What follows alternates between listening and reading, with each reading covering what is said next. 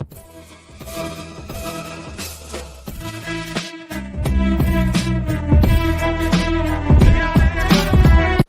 viewers, good morning. R19 regulation J/K యొక్క R19 regulation important questions compiler design. మీరు కనుక ఇవి మోడల్స్లో ఈ గ్రామర్ కనుక చూసుకొని ఈ మోడల్ క్వశ్చన్స్ కనుక చూసుకుంటే మీరు పాస్ అయ్యే ఛాన్సెస్ ఉంటాయి అనమాట. అందుకని ఈ 5 యూనిట్స్లో మీకు 5 యూనిట్స్ ఉంటాయి. 5 యూనిట్స్లో ఇంపార్టెంట్ క్వశ్చన్స్ ఇవి. ఓకేనా? ఫస్ట్ యూనిట్ 1 ఇంపార్టెంట్ క్వశ్చన్స్లో ఫస్ట్ క్వశ్చన్ వచ్చేసరికి explain the phases of a compiler design. అంటే మీరు కంపైలర్ డిజైన్ యొక్క 7 ఫేజెస్ ఉంటాయి. అవి మొత్తం నీట్గా రాయాలి. ఎగ్జాంపుల్ అని ఇస్తే ఎగ్జాంపుల్ రాయాలి, లేకపోతే అవసరం లేదు. ఎగ్జాంపుల్ కూడా అడగొచ్చు. మీకు చాలా ఇంపార్టెంట్ టాపిక్, ఎలా అయినా అడగొచ్చు అమ్మ 2 వేస్లో, అందుకనే ఇస్తున్నాను. నెక్స్ట్ వచ్చేసరికి discuss in detail about a role of a lexical analyser. Lexical analyser యొక్క రోల్ని మనం ఇక్కడ డిస్కస్ చేసి రాయమని ఇచ్చాం అనమాట. దీని ప్రకారం మీకు ఎగ్జాంపుల్ ఇచ్చి రాయమనొచ్చు, లేదా డైరెక్ట్గా క్వశ్చన్ ఇలా అయినా అడగొచ్చు. నెక్స్ట్ వచ్చేసరికి difference between NFA and DFA. NFA వచ్చేసరికి non deterministic finite automata, deterministic finite automata. మీకు క్వశ్చన్ ఇలా డిఫరెన్సెస్ అడగొచ్చు, లేదా ఇండివిజువల్ గా ఎన్ఎఫ్ఏ డిఎఫ్ఏ గురించి రాయమనొచ్చు, లేదా ఎగ్జాంపుల్ అడగొచ్చు. మీకు టాపిక్ ని ఎలా అయినా అడగొచ్చు. క్వశ్చన్ అడిగే విధానం డిఫరెంట్ గా ఉంటది, కానీ ఇంపార్టెంట్ ఇవి. నెక్స్ట్ వచ్చేసరికి explain the structure of a compiler design. Structure అన్న ఫేజెస్ అన్న సేమ్ అమ్మ, మీరు కన్ఫ్యూజ్ అవ్వద్దు. ఎలా ఇచ్చినా మీరు 7 ఫేజెస్ గురించే రాయండి. ఓకేనా? అది ఇంపార్టెంట్. నెక్స్ట్ వచ్చేసరికి explain about a regular expression to automata with an example. మనకి రెగ్యులర్ ఎక్స్ప్రెషన్ నుంచి ఆటోమాటా మీరు ఎగ్జాంపుల్ తీసుకొని రాయమంటున్నాం. అదే గివెన్ గ్రామర్ ఇచ్చి మిమ్మల్ని చేయమనొచ్చు. క్వశ్చన్ మాత్రం ఎలా అన్న అడగొచ్చు, కానీ చాలా ఇంపార్టెంట్ క్వశ్చన్. ఇవి unit 1. Next unit 2 questions. Unit 2లో ఫస్ట్ క్వశ్చన్ వచ్చేసరికి explain about LL predictive parsing table. LL predictive parsing table అన్న LL1 గ్రామర్ అయినా అడుగుతారు. LL1 గ్రామర్ అని చెప్పి మీకు ఇట్లా డెరివేషన్స్ ఇచ్చి అడగొచ్చు. అది కూడా ఇంపార్టెంట్. నేను మళ్ళీ నెక్స్ట్ కూడా ఇచ్చాను అలా. ఓకేనా? ఇది చాలా ఇంపార్టెంట్. నెక్స్ట్ వచ్చేసరికి difference between recursive and non recursive parsers. Recursive non recursive రెండు విడివిడిగా క్వశ్చన్స్ అడగొచ్చు, లేదా మీకు డిఫరెన్సెస్ ఇలా అన్న అడగొచ్చు, కానీ చాలా ఇంపార్టెంట్ అమ్మ. నెక్స్ట్ వచ్చేసరికి ambiguous grammar. Define ambiguous grammar, explain with the example. మీరు ఎగ్జాంపుల్ తీసుకొని ఎగ్జాంపుల్ గ్రామర్ ఇచ్చి దాని నుంచి అన్న అడగొచ్చు, లేదా డైరెక్ట్ గా ఇలా అన్న క్వశ్చన్ ఇవ్వచ్చు, కానీ ఇంపార్టెంట్ టాపిక్ ఇది మాత్రం. నెక్స్ట్ వచ్చేసరికి construct predictive parsing table for the grammar. ఈ గ్రామరే అని ఇవ్వాలని లేదు. ప్రిడిక్టివ్ పార్సింగ్ టేబుల్ అంటే ఏం లేదు, ఈ గ్రామర్ మొత్తం వచ్చేసరికి LL1. ఓకేనా? ఈ గ్రామర్ మొత్తానికి మీరు ఏం చేయాలి, LL1 ప్రిడిక్టివ్ పార్సింగ్ టేబుల్ ని కన్స్ట్రక్ట్ చేయాలి. ఈ 5 స్టెప్స్ ని చేస్తే అది important. Differences between top down and bottom up passing. ఈ రెండింటి మధ్య డిఫరెన్సెస్ అడుగుతారమ్మా, చాలా ఇంపార్టెంట్. నేర్చుకోండి. 5 పాయింట్స్. నెక్స్ట్ వచ్చేసరికి compute first and follow functions in the given grammar. ఈ గ్రామరే ఫస్ట్ ఫాలో ఫంక్షన్స్ ఇవ్వాలని లేదు, ఏ గ్రామర్ అయినా ఇవ్వచ్చు, కానీ చాలా ఇంపార్టెంట్ ఇది ఫస్ట్ అండ్ ఫాలో ఫంక్షన్స్. ఓకేనా? వీటన్నిటిని కన్ఫర్మ్ క్వశ్చన్స్ అని ఎక్స్పెక్ట్ చేస్తున్నాం. వీటిలోనే వస్తాయి ఆల్మోస్ట్ మీకు క్వశ్చన్స్ అన్ని, కాకపోతే గ్రామర్ అనేది డిఫరెంట్ గా ఉంటది. ఓకేనా? Next develop the 7th question. Develop the LR parser and check the acceptance of a string for ever own grammar string will be taken. మీరు సొంతగా LR పార్సర్ ని తీసుకొని మీరు డిరైవ్ చేసి స్ట్రింగ్ కూడా యాక్సెప్ట్ అయిందా లేదా అని చెప్పి తీసుకొని చేయాలమ్మా. LR parsers, LL parsers, first and follow functions, ఈ 3 లేకుండా క్వశ్చన్ పేపర్ క్వశ్చనే ఉండదు. ఓకేనా? Next 8th question. Difference between LR0, SLR, CLR, LALR parsers. మనకి LR పార్సెస్ అంటేనే ఇవన్నీ పార్సెస్. వీటన్నిటి గురించి మీరు నేర్చుకొని వెళ్ళండి. నేర్చుకుంటే మీకు ఈజీ కన్ఫర్మ్ క్వశ్చన్స్. ఇవి లేకుండా క్వశ్చన్ పేపర్ కూడా ఉండదు, ఈ పార్సెస్, ఈ 4 parsers. Next 9th question. Construct LR parsing table for the grammar. ఈ గ్రామర్ కి LR అని ఇచ్చా, మీకు అడిగే క్వశ్చన్ ఇదే గ్రామర్ కి SLR అడగొచ్చు, LALR అడగొచ్చు. మీరు ఏదైనా కానీ డిరైవ్ చేసుకోవచ్చు. ఓకేనా? గ్రామర్ ఇదే, మన LR పాసెస్ టైప్స్ ఏదైనా చేయొచ్చు ఈ గ్రామర్ కి, కానీ చాలా ఇంపార్టెంట్ LR పాసెస్.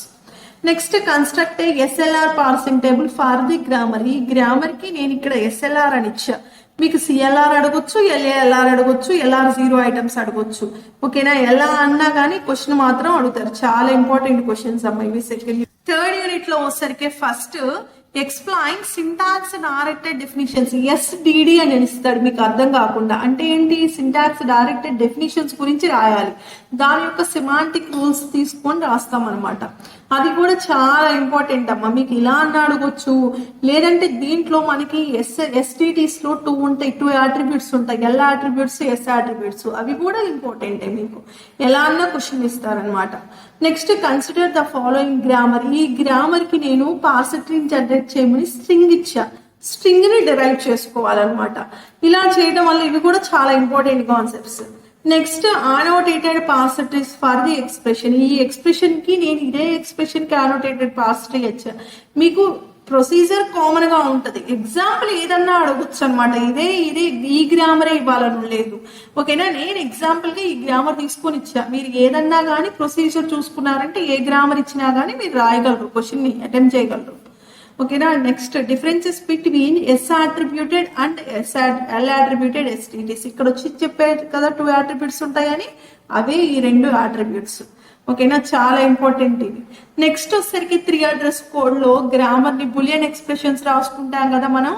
ఈ ఎక్స్ప్రెషన్ కి ఏం చేయమన్నామంటే, నేను గివెన్ ఎక్స్ప్రెషన్ ఇచ్చి దీనికి బులియన్ ఎక్స్ప్రెషన్ ని కన్స్ట్రక్ట్ చేయమన్నా. అంటే 3 అడ్రస్ కోడ్ లో మనం కన్వర్ట్ చేసుకొని రాసుకోవాలన్నమాట. అంటే అట్రిబ్యూట్స్ యూజ్ చేసుకొని రాస్తాం అనమాట స్టేట్మెంట్స్ కి.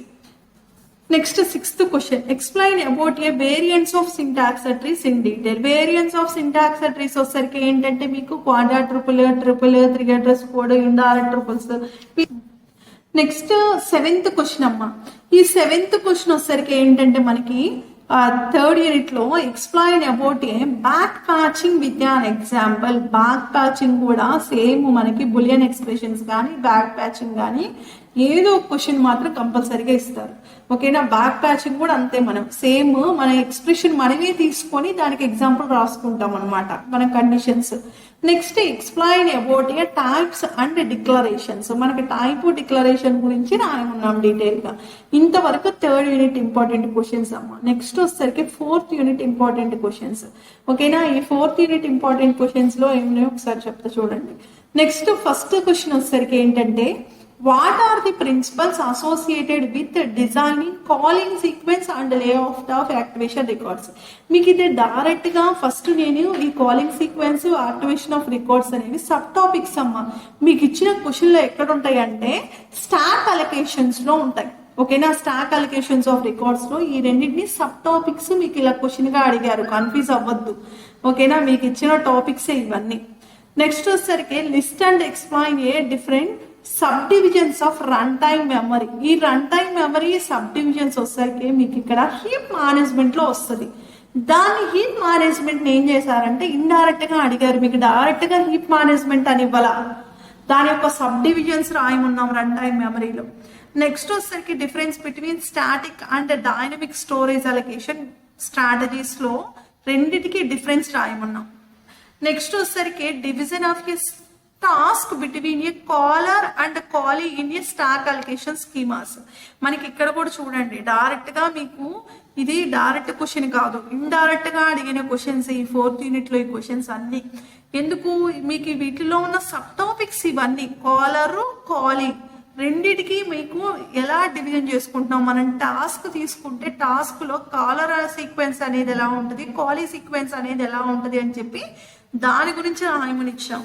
నెక్స్ట్ వచ్చేసరికి ఎక్స్ప్లెయిన్ 5th క్వశ్చన్ అమ్మ.